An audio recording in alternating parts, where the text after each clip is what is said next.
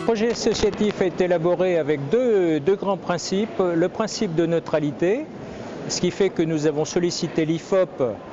de façon à avoir un regard tout à fait neutre sur nos affaires, et le principe de démocratie participative qui est inscrit dans nos valeurs, dans notre charte. Et donc depuis le printemps de l'année dernière, depuis le printemps 2010, nous avons pratiquement fait travailler 3 à 4 000 personnes sur ce projet, qui est donc un projet très collectif, très partagé. Ce projet associatif qui s'appelle Bouger les lignes pour une société inclusive comprend 4 grandes orientations politiques et 10 objectifs stratégiques. Les 4 grandes orientations stratégiques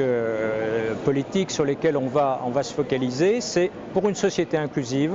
qui a fait l'objet des débats de l'après-midi d'hier, pour un renforcement de la place des acteurs de la société civile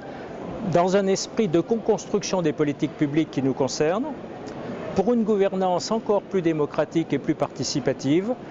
Si nous voulons un certain nombre de choses, il faut que nous soyons nous-mêmes exemplaires dans ce domaine, dans notre vie interne pour l'association.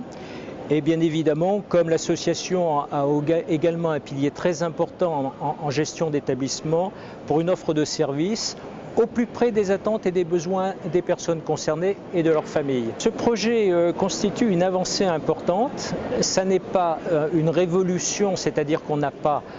balayé tout ce qui était fait dans Acteurs et Citoyens, on n'a fait que le prolonger, mais c'est un projet qui est très ambitieux parce qu'il est porteur d'une vision d'une société nouvelle qui est la société inclusive, c'est-à-dire une société qui se juge à la façon dont elle inclut les personnes les plus fragiles, ses membres les plus fragiles. Et donc on est passé d'une vision, je dirais, un peu interne de notre association, qui n'était pas nombriliste, mais qui était plus participative, au portage d'une vision de la société avec l'APF et avec tous nos partenaires de la société civile.